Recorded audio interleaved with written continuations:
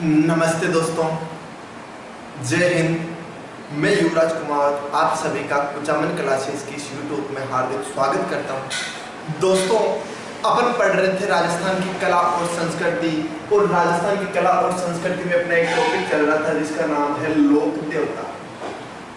दोस्तों, बहुत ही अच्छा टॉपिक चल रहा है अपना, जिसके अंदर अपन ने 7 या 8 लोक देवता लगभग पढ़ लिए होंगे। लास्ट टाइम अपन ने जिस लोक देवता की बात की थी वो थे देवनारायण जी, जिनकी फड़ सबसे ज़्यादा प्रसिद्ध है, सबसे लंबी फड़ भी उनकी है और सबसे छोटी फड़ भी उनकी है, जो कि जंतर वाद्य यंत्र के साथ में गुर्जर जाति के मुखों द्वारा बातचीत जाती है। ठीक है, आज अपन जिस लोक देवता की बात करने जा रहे हैं उन लोक देवता का नाम है इल्लू जी। दोस्तों, बहुत ही खतरनाक लोक देवता थे। इनको छेड़छाड़ के देवता के नाम से भी जाना जाता है। वो गाना तो आपने सुना ही होगा, छोड़ छाड़ के सलीम की गली वाला। ठीक है, तो देखो इनको जो है वो छेड़छाड़ के देवता के नाम से भी जाना जाता है। क्यों जाना जाता है वो भी मैं आपको बताने वाला हूँ। दोस्तों देखो, सबसे पहले अपन बात करते हैं तो इनके मंदिर की बात करते हैं। और जो इल्लू जी महाराज है, इनका मंदिर बना हुआ है अपने पास में बाड़मेर। इनका मंदिर जो है वो बाड़मेर में बना हुआ है। इनका जो राशन कार्ड है, इनके राशन कार्ड के बारे में नहीं बताया जाता है और ना ही कभी एग्जाम में पूछा जाता है, क्योंकि बताया ही नहीं जाता, इसलिए एग्जाम में कहाँ से पूछा जाएगा। ठीक है, तो देखिएगा इनका जो मंदिर तो है वो तो बाड़मेर में बना हुआ है, लेकिन इन जो इल्लू जी है ये स्वयं तो कुंवारे थे, लेकिन जो शादीशुदा लोग बाग होते हैं और जो कुंवारे लड़के और लड़कियां होती है वो जो है वो सारे के सारे इल्लू जी की पूजा करते हैं। क्यों? जो कुंवारे और लड़के और लड़कियां होती है वो अच्छे पति पत्नी के लिए इनको पूजते हैं, और जिनकी शादी हो गई है वो अच्छी लाइफ के लिए इनको पूजते हैं, अच्छे जीवन यापन के लिए इनको पूजते हैं, अच्छी शादीशुदा लाइफ के लिए इनको पूछते हैं। देखो दोस्तों, इल्लू जी की अगर हम बात करते हैं तो एक आपने होलिका का नाम सुना होगा, होलिका। ठीक है, होलिका जो त्योहार होता है वो अपना पास में लास्ट जो महीना होता है वो होता है फाल्गुन महीना, और उस फाल्गुन महीने की पूर्णिमा को होलिका त्योहार मनाया जाता है। उसके अंदर क्या हुआ कि जो इल्लू जी महाराज है, इन इल्लू जी की शादी होनी थी किससे? होलिका से होनी थी, लेकिन बीच में एक लफड़ा फंस गया और होलिका से इल्लू जी की शादी नहीं हो पाई। देखो, होलिका का एक भाई था जिसका नाम था हिरण्यकश्यप। ठीक है, होलिका का भाई था एक हिरण्यकश्यप। बता देता हूँ आपको इनकी शादी क्यों नहीं, क्या रीजन हुआ। हिरण्यकश्यप इनके भाई का नाम था और इनके भाई का पुत्र था जिसका नाम था प्रहलाद। ठीक है, अब देखो इल्लू जी की शादी थी होलिका के साथ में, शादी वगैरह सब तय हो गई थी। ठीक है, लेकिन हिरण्यकश्यप जो है वो इस प्रहलाद को मारना चाहता था, और ऐसा कहा जाता है कि जो होलिका है, इस होलिका को वरदान मिले हुए थे कि ये होलिका कभी भी आग के अंदर नहीं जलेगी। और कई जगह यूं सुनने को मिलता है कि होलिका को ऐसे चमत्कारी वस्त्र मिले हुए थे कि वो वस्त्र पहनने के बाद में होलिका कभी आग में नहीं जलती। लेकिन कई जगह ये सुनने को मिलता है कि होलिका को ये वरदान मिला हुआ था कि कोई भी मेल आदमी को टच जब तक ये नहीं करेगी तब तक वो आग के अंदर ये नहीं जलेगी। लेकिन अपन यही मान लेते हैं, कुछ भी मान लीजिएगा, कोई फर्क नहीं पड़ता, अपन कपड़े मान लेते हैं। तो हुआ क्या, हिरण्यकश्यप जो है वो प्रहलाद को मारना चाहता था, और हिरण्यकश्यप को पता था कि होलिका जो है वो आग के अंदर नहीं जलती है। अब देखो, प्रहलाद जो है वो एक मेल है, और होलिका को ऐसा वरदान भी मिला हुआ था कि जब तक कोई मर्द को टच नहीं करेगी तब तक होलिका जो है वो आग में नहीं जलेगी। और कहीं जगह चमत्कारी कपड़ों के बारे में बताया जाता है। तो देखो, कुछ भी मान लीजिएगा, कोई दिक्कत वाली बात नहीं है। तो देखो, इल्लू जी की इधर बारात की तैयारियां चल रही थी, होलिका के अगले दिन शादी थी। तो देखो, हिरण्यकश्यप ने सोचा कि भाई होलिका तो कल चली जाएगी, तो इसने होलिका को बोला कि बहन मेरा एक काम करना है। बोले बोलो। कि जो प्रहलाद है, आप तो आग में जलोगे नहीं, जो प्रहलाद है आप प्रहलाद को गोद में लेकर के और आग के अंदर बैठ जाओ ताकि ये प्रहलाद का काम तमाम हो जाए। अब क्या रीजन था वो तो नहीं पता, नहीं बताया जाता है कहीं पर, लेकिन ऐसा था।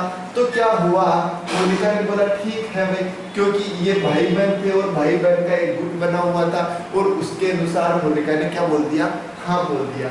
अब क्या हुआ, होलिका कपड़े पहनने के लिए गई, चमत्कारी वस्त्र। अब दूसरे दिन शादी थी तो जल्दबाजी के अंदर क्या हो गया, दूसरे वस्त्र पहन लिए। ठीक है, अब कई जगह ऐसा बताया जाता है कि दूसरे वस्त्र पहन लिए और एक वो हो गया कि ये भी तो मेल है ये भी तो मर्द है, तो इसको जब गोद में लेकर के बैठेगी तो ये इसने मर्द को छू लिया, इसलिए क्या हो गई, होलिका आग में जल गई और प्रहलाद निकल करके वापस बाहर आ गया। आई चीज समझ में। तो देखो होलिका जो है वो प्रहलाद को गोद में लेकर के आग में बैठ गई। आग में बैठने के बाद में क्या हुआ, होलिका तो जलने लग गई। क्यों, क्योंकि कहीं जगह ये बताया जाता है कि प्रहलाद मर्द हो गया इसलिए होलिका ने इसको छू लिया। और दूसरी चीज ये बताई जाती है कि इसने दूसरे कपड़े पहन लिए उन कपड़ों की जगह। तो अपने कुछ भी मान लीजिएगा, आपको बस याद इतना रखना है कि होलिका प्रहलाद को गोद में लेकर के बैठ गई अग्नि के अंदर और उसके अंदर होलिका जल गई और प्रहलाद वापस बाहर निकल गया। तो प्रहलाद बच गया और होलिका उसी के अंदर जल गई। अब देखो इल्लो जी जो है वो बारात लेकर के आए होलिका के लिए। बारात लेकर के आए तो यहाँ पर बोला हाँ साहब किस लिए आए हो, बोले भाई मेरी शादी है होलिका के साथ में तो बारात लेकर के आए हो। बोले होलिका तो कल रात को ही जल के खत्म हो गई, जल के नष्ट हो गई। इतने में इल्लो जी बोले ऐसे थोड़ी हो सकता है भाई, थोड़े से गुस्सा हुए, लेकिन फिर बोले कि आप एक काम करो, होलिका कहाँ पर जली वो जगह मेरे को दिखाओ। ठीक है, तो होलिका जिस जगह पे जली थी उस जगह इल्लो जी को लेकर के गई और इल्लो जी वहीं पर बैठ गई। जो राख थी वो राख पूरे शरीर के लगा ली और उसी के साथ के अंदर मतलब भयंकर तरीके से रोने लग गए।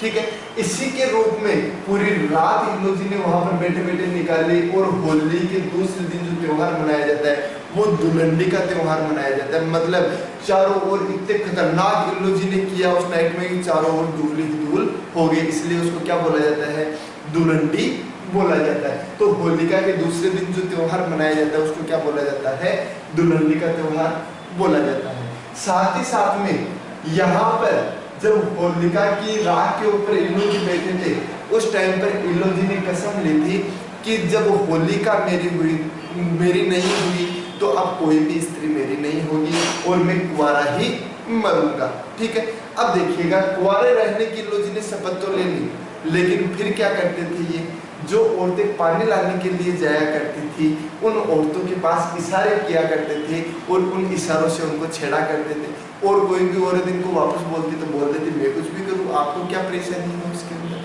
तो इसीलिए इनका नाम क्या पड़ गया, छेड़छाड़ के देवता पड़ गया। याद रखना, सीधा सा क्वेश्चन उठता है यहाँ से, छेड़छाड़ के देवता किसे कहा जाता है, तो छेड़छाड़ के देवता किसको कहा जाता है, इल्लो जी को कहा जाता है। हो गई चीज के लिए। चलो आगे अपन बात करते हैं। ये तो शादी की बात होगी। तो इस प्रकार से इल्लो जी क्या है, कंवारे रहे थे, होलिका से इनकी शादी नहीं हो पाई थी और होलिका इस कारण से जल गई थी। बाकी होलिका को वरदान मिला हुआ था कि वो कभी आग में नहीं जलेगी। ठीक है, इतनी कहानी होगी। इनका जो मंदिर है वो कहाँ पर बना हुआ है, बाड़मेर के अंदर बना हुआ है। हो गई चीज के लिए। अब देखिएगा बात करते हैं होली के दूसरे दिन कौन सा त्योहार मनाया जाता है, दुलंडी का त्योहार मनाया जाता है। ध्यान रखना, होली के जस्ट दूसरे दिन कौन सा त्योहार मनाया जाता है, दुलंडी का त्योहार मनाया जाता है।